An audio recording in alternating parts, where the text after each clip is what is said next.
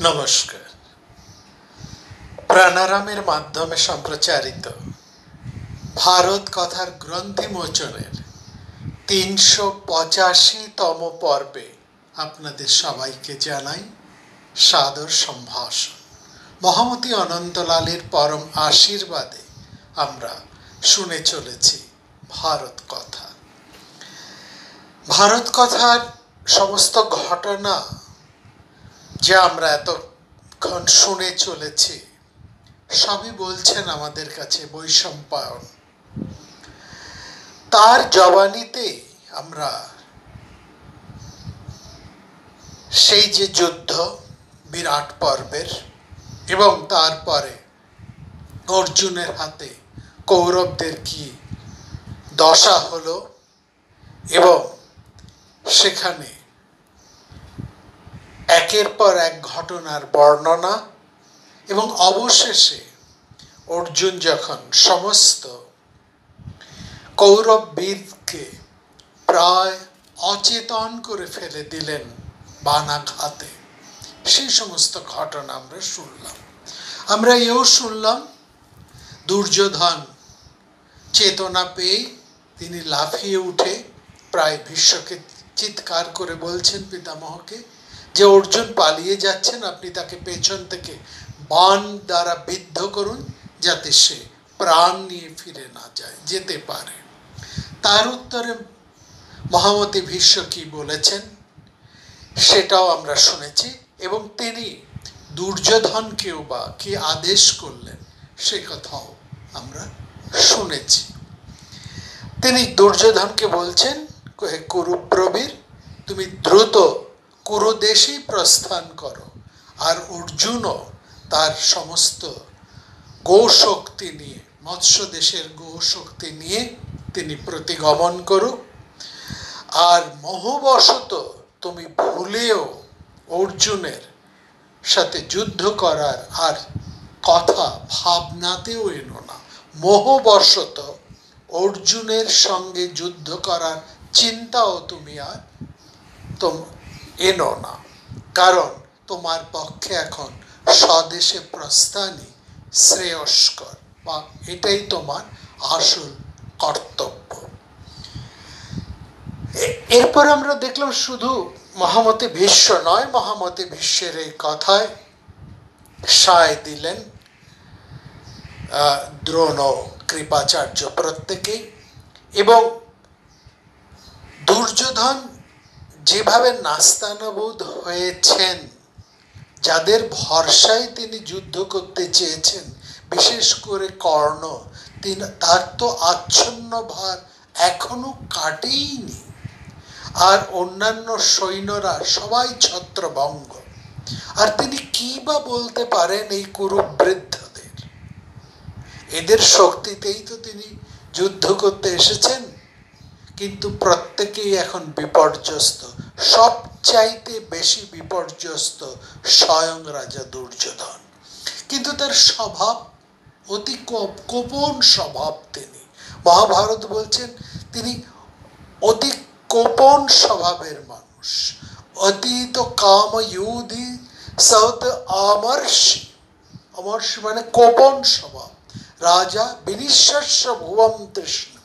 তিনি বিশ্বের এই কথা শোনে, কিন্তু তিনি না পারছেন সেটাকে গিলতে, না পারছেন উগরাতে। অর্থাৎ তার একেবারে যাকে বলে গোদা বাংলায় আমরা যদি বলি, মানে তার এখন একেবারে লেজে গোবরে অবস্থা। কিন্তু তিনি এতটা কোপন স্বভাবের ফলত, কোপন স্বভাবের বলেই দুর্যোধনের স্বভাবটা কোপন, মাৎসর্যপূর্ণ, যার জন্য তিনি তার সামনে দিয়ে এইভাবে ডঙ্কা বাজিয়ে অর্জুন সবাইকে যুদ্ধে হতচেতন করে ফেলে রেখে চলে গেল। আর অর্জুনের দয়াতেই তারা সবাই বেঁচে আছেন, এ কথাও তো মহামতি ভীষ্ম পরিষ্কার করে বলেছেন। তিনি বলেছেন, দেখো অর্জুন ইচ্ছে করলেই তোমাদেরকে বানাঘাতে একেবারে মৃত্যুর শেষ চিহ্নটি দেখিয়ে দিতে পারতেন।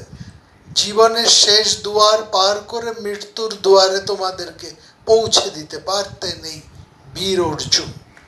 কারণ তার বানাচ্ছন্ন, তো বানাঘাতেই তোমরা আচ্ছন্ন হয়ে পড়ে আছো। সেখানে তো তিনি অন্যায় কাজ কিছু করেননি, অধর্ম তিনি কিছু করেননি, ক্ষত্রিয় ধর্মকে তিনি উল্লঙ্ঘন করেননি। মনে রেখো, অর্জুনের দয়াতেই কিন্তু আমরা সবাই প্রাণে বেঁচে আছি। এইটাকে নিতে পারছেন না দুর্যোধন। আসলে কিছু মানুষ আছেন সংসারে, আমরা এখনো দেখি যে এরা হারটাকে সহজভাবে নিতে পারে না। জীবনের যুদ্ধক্ষেত্রে জয়ও হয়, পরাজয় হয়। কোন কোন ক্ষেত্রে পরাজয় হয়, কেন পরাজয় হয়, সেটা তো আমরা বিশদভাবে অনেক পর্ব ধরে ব্যাখ্যা করেছি। কারণ যুদ্ধের কতগুলো নীতি আছে এবং বিশেষ করে সেখানে কূটনৈতিক বুদ্ধিটা সবচাইতে বেশি। মহাভারতের যুদ্ধের সময় দেখব পাণ্ডবদের পক্ষে কূটনৈতিক শীর্ষে যিনি বসে আছেন, শ্রেষ্ঠ কূটনীতিজ্ঞ, যেমন শ্রীকৃষ্ণ রয়েছেন, যাকে বলা হয় সে সময় শ্রেষ্ঠ কূটনীতিজ্ঞ পুরুষ, যার কূটনীতির কাছে তাবড় তাবড় বৃহৎ শক্তিরা ছিন্ন ভিন্ন হয়ে গেছে। আমরা তা দেখেও এসেছি। জরাসন্ধের মতন মানুষ, শুধু সে কি একলা জরাসন্ধ কিংবা তার অনুগত কংস এবং অন্যান্য যারা আছে, তারা প্রত্যেকে শ্রীকৃষ্ণের এই কূটনীতি বুদ্ধির কাছে একেবারে পর্যুদস্ত হয়ে প্রাণে মারা গেছে। দুর্যোধন ঠিক একইভাবে বিপর্যস্ত হলেন, কারণ তিনি যুদ্ধের নীতি নিয়ম এবং সবচাইতে বড় কথা কূটনৈতিক বুদ্ধিটা দুর্যোধনের নেই বলে তিনি একেবারে এমনভাবে গোহারা হারলেন। তিনি কারো কথা শোনেন না, এটাই হচ্ছে দুর্যোধনের দোষ। তার একটা অসুয়াবৃত্তি আছে, আর এই অসুয়াবৃত্তিতে ধুয়ো দেবার জন্য তার চারপাশে তার কতগুলো একবারে মূর্খ বন্ধুরা রয়েছে, যারাও কূটনীতির কিছুই বোঝেন না। যেমন কর্ণ, যেমন শকুনি, যেমন দুঃশাসন, এই ধরনের কিছু মানুষেরা। এদের রাজনৈতিক প্রজ্ঞা কতটা আদৌ আছে কিনা, অর্থাৎ রাজনৈতিক প্রজ্ঞা বলতে, রাজনৈতিক বল বলতে যে কূটনীতিকে বোঝানো হয়, এবং সেটা শুধু যে রাজনীতি শাস্ত্র নয়, উপনিষদেও সেই কথা বারবার বলা হয়েছে। এই বুদ্ধিটা দুর্যোধনের যেমন নেই, তার চারপাশে যারা তাকে ঘিরে রেখেছে তাদেরও নেই। ফলত শ্রীকৃষ্ণের মতনই কূটনৈতিক বুদ্ধি, হ্যাঁ হয়তো শ্রীকৃষ্ণ শ্রেষ্ঠতম, কিন্তু মহামতি ভীষ্ম, বিদুর, দ্রোণাচার্য, কৃপাচার্য এবং বিশেষ সবিশেষ মহামতি ভীষ্ম, এদের মতন শ্রেষ্ঠ এবং মহামতি ভীষ্মের মতন শ্রেষ্ঠ রাজধর্ম বিষয়ক জ্ঞানী পুরুষ, প্রজ্ঞাবান পুরুষ সেকালে আর একজনও ছিলেন না। এবং তার ফলে আমরা দেখব তিনি অনেক ক্ষেত্রে শ্রীকৃষ্ণের চেয়েও প্রজ্ঞাবান ছিলেন, যার জন্য আমরা দেখব মহাভারতের দীর্ঘ 18 দিন যুদ্ধের শেষে শ্রীকৃষ্ণ ভবিষ্যতের রাজা যুধিষ্ঠিরকে ভীষ্মের পায়ের কাছে এনে বসিয়ে দিচ্ছেন, এবং সেখানে আমরা দেখব মহামতি যুধিষ্ঠির ভীষ্মের কাছ থেকে রাজধর্ম শিক্ষা লাভ করছেন, রাজধর্ম, আপদ ধর্ম ইত্যাদি। এবং সে দীর্ঘ আলোচনা চলেছে। শান্তি পর্ব গোটাটা এই আলোচনা নিয়েই গড়ে উঠেছে। মহাভারতের বলছে সারটুকু হচ্ছে এই শান্তি পর্ব, এবং সেই সারভূত জ্ঞান দিচ্ছেন কে? শ্রীকৃষ্ণ নন, অন্য কেউ নন, দিচ্ছেন মহামতি ভীষ্ম। যাদের পক্ষে মহামতি ভীষ্মর মতন মানুষেরা রয়েছেন তারা পরাজিত হচ্ছেন বারবার। এটাই হচ্ছে সবচাইতে পরিহাসের বিষয়। অর্থাৎ দুর্যোধন এমন একটা ধাতুতে গড়া, যার কাছে সমস্ত ভালো জিনিসগুলো এলেও তার সংস্কার দোষে সব নষ্ট হয়ে যায়।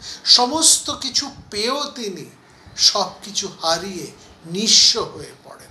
অনেক গুণও কিন্তু দুর্যোধনের মধ্যে আছে, কিন্তু তার ওই একটা নিকৃষ্টতম অসুয়া রোগ, তার ওই নিকৃষ্টতম ওই কোপন স্বভাব, অতি গর্বিতা, অতি দর্পিতা, তাকে কিন্তু ভালো কিছু কখনোই হতে দেয়নি। এবং শুধু তাই নয়, একটু একটু করে তাকে সর্বনাশের দিকে টেনে নিয়ে এসেছে।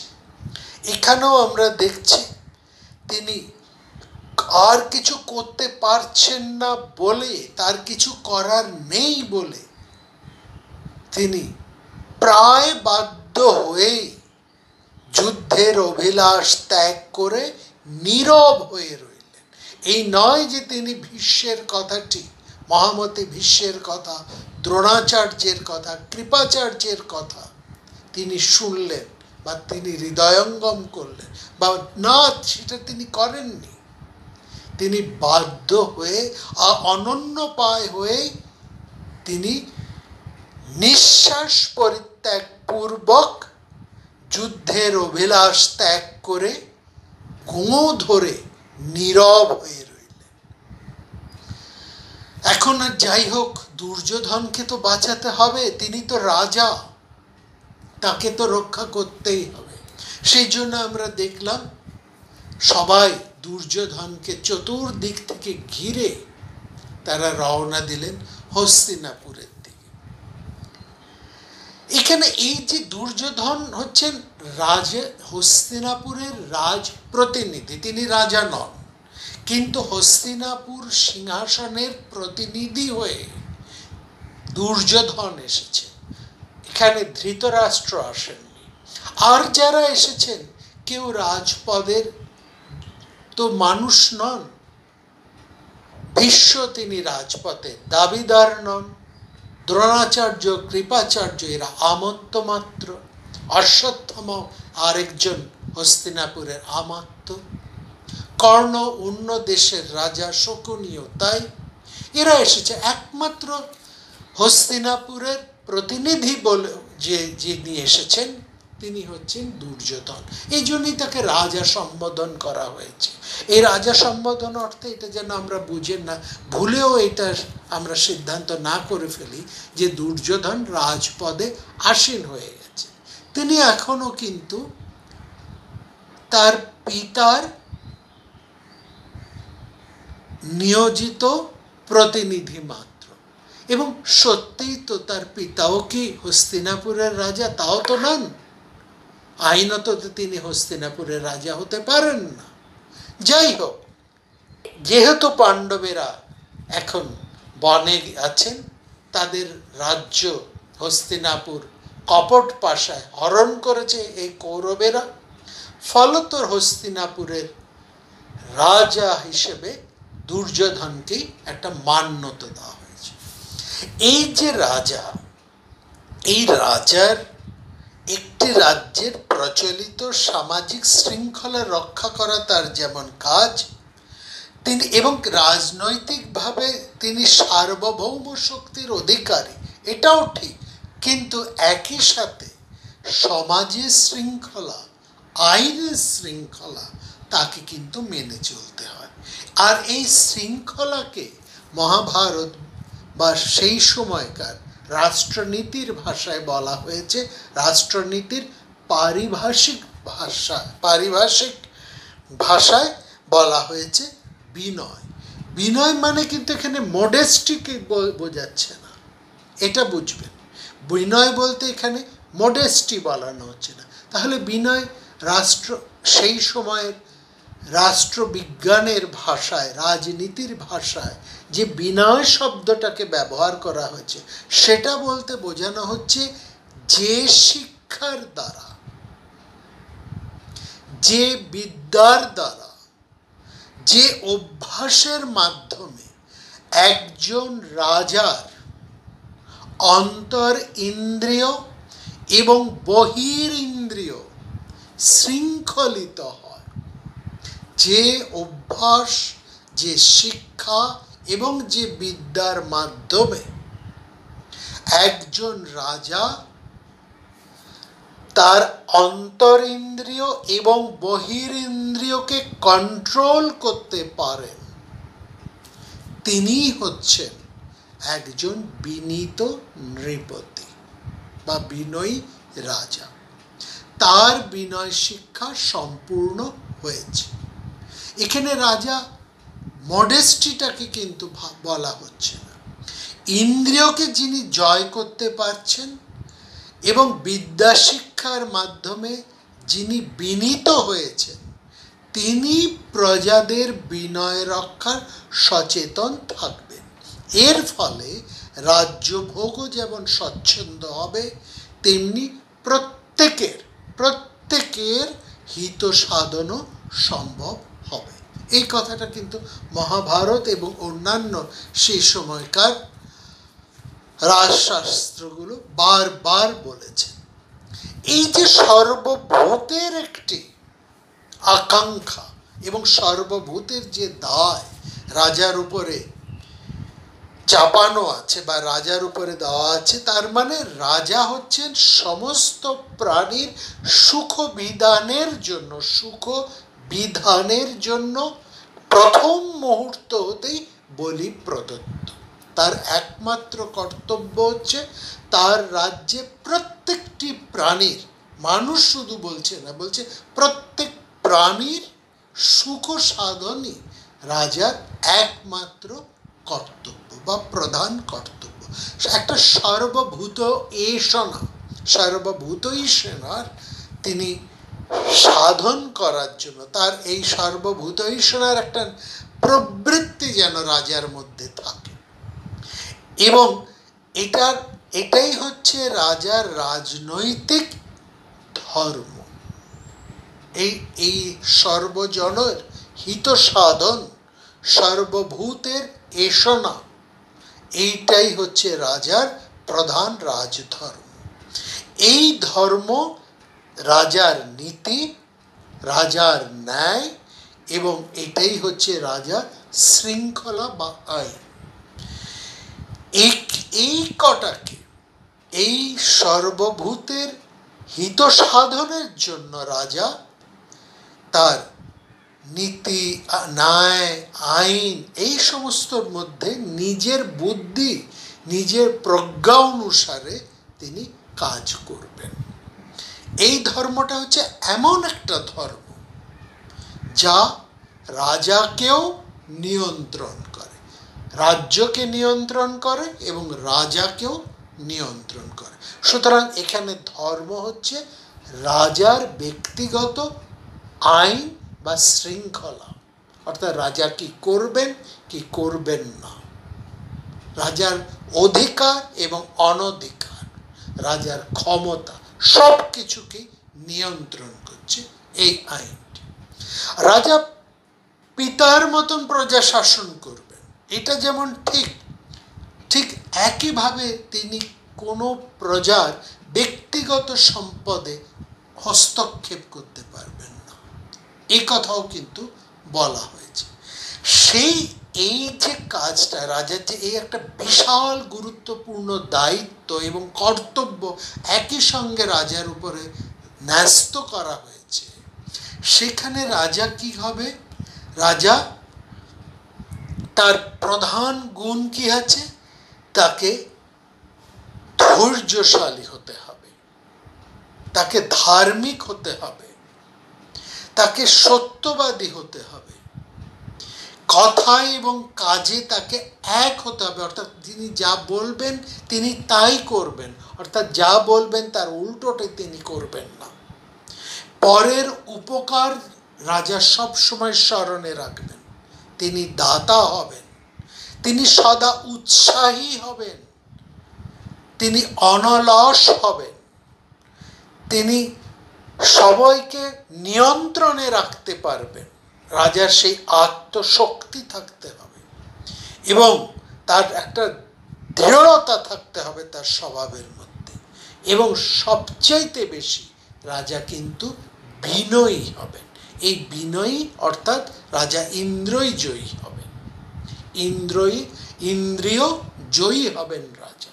এটা হচ্ছে রাজার সবচাইতে, এটা হচ্ছে রাজার শাসন শক্তি। এই গুণগুলো দিয়ে কিন্তু একজন রাজা শাসন করতে পারেন ঠিক সঠিকভাবে। আর রাজার যে প্রজ্ঞাগুণের কথা আমরা বারবার বলি, রাজার এই সমস্ত শাসন গুণকে, এই সমস্ত শাসন ক্ষমতাকে, রাজাকে যে অধিকার দেওয়া হয়েছে, যে ক্ষমতা দেওয়া হয়েছে, সেটা রাজা চালাবেন কি দিয়ে? তার প্রজ্ঞাগুণ দিয়ে। তাহলে রাজার প্রজ্ঞাগুণ বলতে কি বোঝানো হয়েছে? প্রজ্ঞাগুণের প্রথমটা বলা হয়েছে শুশ্রূষা, অর্থাৎ অন্যের কথা শোনার ইচ্ছে। শুশ্রূষা, অন্যের কথা অর্থাৎ রাজার যে আমাত্যরা রয়েছেন, মন্ত্রী পরিষদ রয়েছেন, রাজাকে যারা পরামর্শ দেবেন, রাজার যারা হিতকার্যে নিরত রয়েছেন, তাদের কথা যেন রাজা শোনেন, অর্থাৎ রাজা যেন দুর্বিনীত না হন। এটা হচ্ছে প্রথম প্রজ্ঞাগুণ।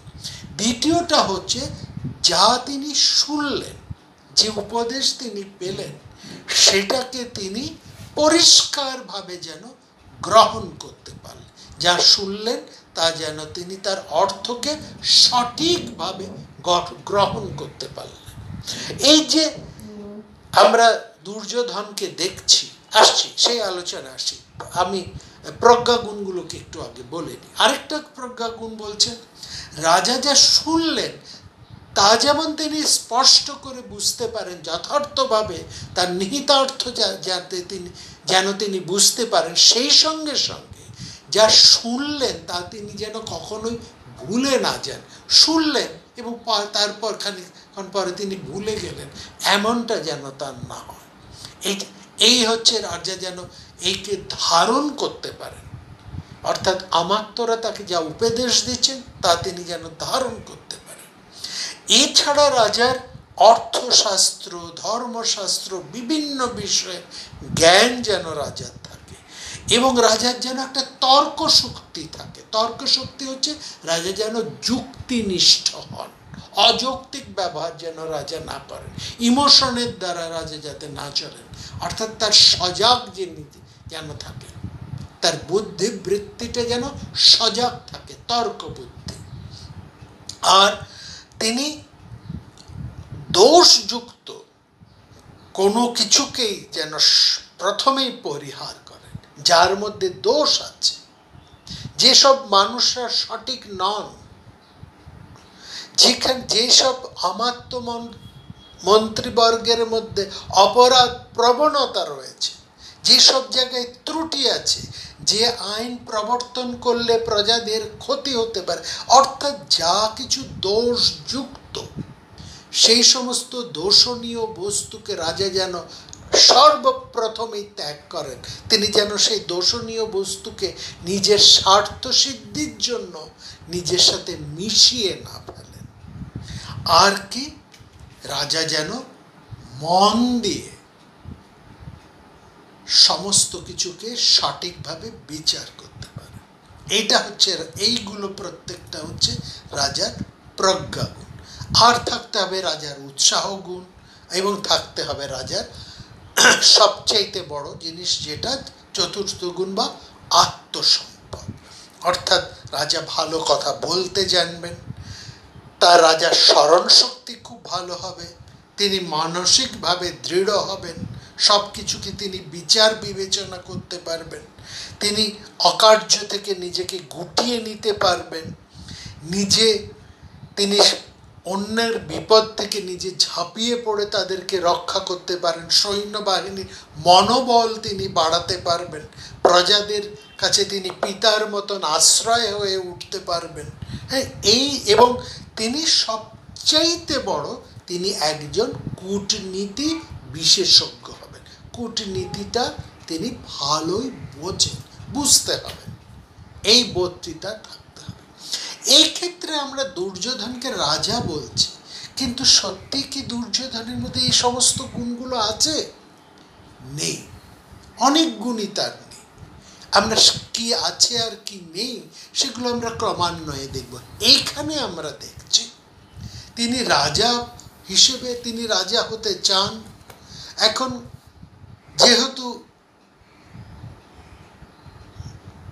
যুধিষ্ঠির, যাকে ধৃতরাষ্ট্র আপনারা জানেন যুবরাজ পদে মনোনীত করেছিলেন, পরে তাকে ইন্দ্রপ্রস্থের রাজত্ব দিয়েছিলেন, তিনি কপট পাশা খেলায় হেরে গিয়ে এখন রাজা হিসেবে যেমন করে হোক দুর্যোধন সেই পদে আসীন হয়ে আছেন বা রাজপ্রতিনিধি হয়েছে, এটা ঠিক।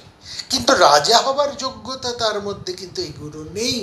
রাজা এই যে লিস্ট দেখলাম একজন রাজা কি কি যোগ্যতা থাকতে হবে, সেগুলো কিন্তু দুর্যোধনের মধ্যে সঠিকভাবে নেই। আমরা এক একটা করে দেখব, ভবিষ্যৎ সময় এখানে দেখব। এবং সবচাইতে বড় জিনিস এখানে যেমন বলা হচ্ছে, রাজা তার আমাত্যদের কথা শুনবেন, রাজার কূটনৈতিক বুদ্ধি থাকবে, তিনি রাজার যেটা ভালো সেটা তিনি যেন বুঝতে পারেন, যা দূষণীয় তা যেন তিনি সর্বপ্রথম ত্যাগ করেন। এই যে মোটা মোটা কথাগুলো আমরা প্রথমেই শুনলাম, এর একটাও কিন্তু দুর্যোধনের মধ্যে নেই। তিনি বিষম অসুয়াগ্রস্ত, ভীষণ তিনি আত্মম্ভরী। ফলত তিনি আর অনন্য পায় হয়েই তিনি দীর্ঘ নিঃশ্বাস ফেলে চলে যাচ্ছেন ইন্দ্রপ্রস্থের দিকে, তাকে ঘিরে রেখেছে।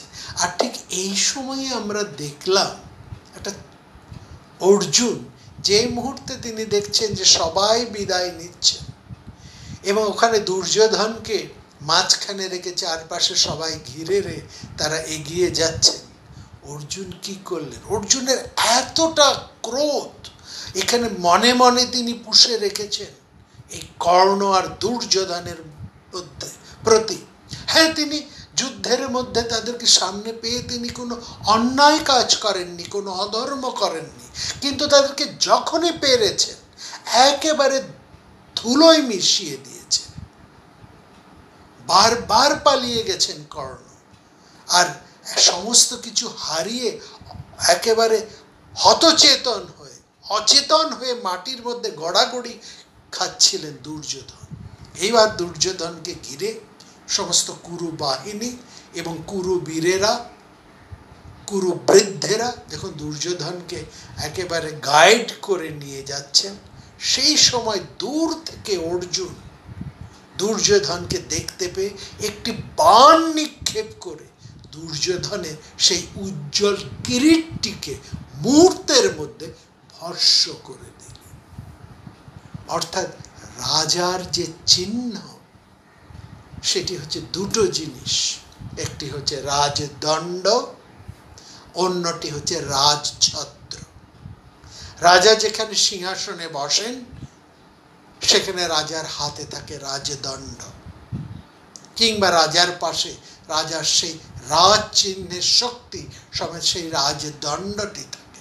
আমরা এই রাজদণ্ড নিয়ে আলোচনা করব, এটা ভীষণ তাৎপর্যপূর্ণ। দণ্ডটি মানে একটা সোনার বা রূপোর একটা লাঠি মাত্র, ছড়ি মাত্র নয়। এই দণ্ডটি ভীষণ গুরুত্বপূর্ণ একটি শব্দ, ভীষণ তার গভীর তাৎপর্য। আমরা সে জিনিস পরে আলোচনা করব। আর রাজার আরেকটি চিহ্ন হচ্ছে তার মাথার উপরে যে রাজছত্র থাকে। রাজা যখন বেরোন যুদ্ধে হয়, তার কাছে দণ্ড থাকে না, তার কাছে তখন থাকে ধনুক, বাণ, অস্ত্র সমূহ, আর তার মাথায় থাকে রাজমুকুট। ওই ছত্রের নিচে সিংহাসনে তিনি যখন আসীন হন, তখন অনেক মন্ত্র এবং উপাচারের মাধ্যমে রাজার হাতে তুলে দেওয়া হয় এই রাজদণ্ড, রাজার মাথায় পরিয়ে দেওয়া হয় রাজমুকুট বা কিরীট, এবং রাজার মাথায় উত্তোলন করা হয় রাজছত্র। এই প্রত্যেকটি রাজার চিহ্ন, রাজ চিহ্ন, যার সঙ্গে ভীষণ গভীর তাৎপর্য আছে। ওই রাজ চিহ্ন, দুর্যোধন যে রাজ চিহ্ন নিয়ে যুদ্ধ করতে এসেছেন, আমি রাজা হস্তিনাপুরের, এই গর্ভের শেষ চিহ্নটিও অর্জুন নিমেষের মধ্যে বাণ মেরে একেবারে জ্বলন্তভাবে পুড়িয়ে ছাই করে গুঁড়ো গুঁড়ো করে দিল। দুর্যোধনের সমস্ত অহমিকাকে, তার রাজশক্তির পরিচয়কে প্রাণে মারলেন না, কিন্তু দুর্যোধনকে অসম্মানের এক শেষ করে ফেরত পাঠিয়ে দিলেন হস্তিনাপুরে।